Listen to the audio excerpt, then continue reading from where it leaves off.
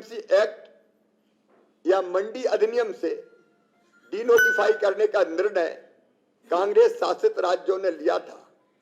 11वीं पंचवर्षीय योजना के दौरान योजना आयोग के वर्ष 2011 की प्रकाशित रिपोर्ट में मॉडल एपीएमसी एक्ट 2003 में कॉन्ट्रैक्ट फार्मिंग को लागू करने का प्रावधान था। योजना आयोग के एग्रीकल्चर मार्केटिंग के वर्किंग ग्रुप ने सन 2011 का प्रतिवेदन द्वारा एसेंशियल कमोडिटी एक्ट के प्रावधानों को केवल आपात स्थिति इमरजेंसी में लागू करने की अनुशंसा की थी। अब ये सब वो बातें हैं जो आज तीनों किसान कानूनों के माध्यम से बीजेपी की सरकार ने, एनडीए की सरकार ने की है। अब मुझे ये समझ में नहीं आ रहा, श्रीमती सोनिया गांधी जवाब दें। मैं श्रीमती सोनिया गांधी जी से पूछना चाहता हूं, मैं श्री मनमोहन सिंह जी से पूछना चाहता हूं, उनको भी अपना मुंह खोलना पड़ेगा, जवाब देना पड़ेगा।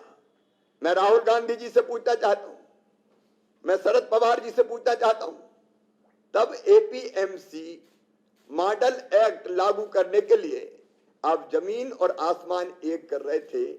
आज जब किसानों के हित में ये कानून बना दिए गए तो आप जमीन को सर पे उठा के घूम रहे हैं, भारत बंद का समर्थन कर रहे हैं, एकदम यू टर्न।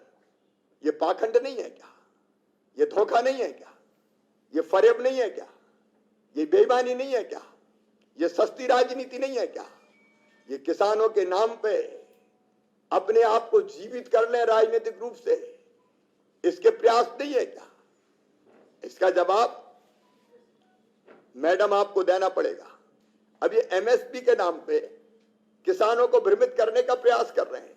कांग्रेस पार्टी और राष्ट्रवादी कांग्रेस पार्टी के साथ डीएमके जो आज कृषि सुधार कानूनों का विरोध कर रही है और इसी मुद्दे पर भारत बंद का समर्थन कर रही है, लेकिन यही डीएमके 2016 के विधानसभा चुनाव में कृषि सुधार बिल को अपने घोषणा पत्र में शामिल कर चुकी है।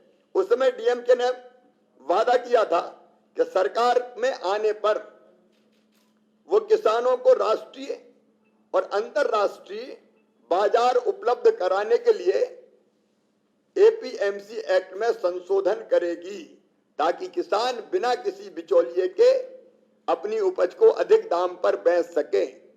और इसके लिए उसने comprehensive agriculture produce marketing exchange बनाने का भी वादा किया था।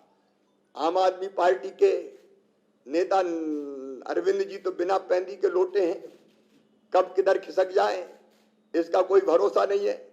आज भारत बंद का आगे बढ़ बढ़ के समर्थन कर रहे हैं, लेकिन दिल्ली में 23 नवंबर को ही ये कानून लागू के लिए कार्य करने के लिए अधिसूचना जारी कर दी गई। अब पलट के विरोध कर रहे हैं। एक स्वराज पार्टी के योगेंद्र यादव है, वो मोदी जी से सवाल पूछते थे। एनडीए की सरकार बनने के 3 साल बाद उन्होंने आरोप लगाया था कि मोदी सरकार ने एपीएमसी एक्ट को लेकर कुछ नहीं किया। तब वो एपीएमसी एक्ट को लेकर कुछ नहीं किया ये आरोप लगा रहे थे।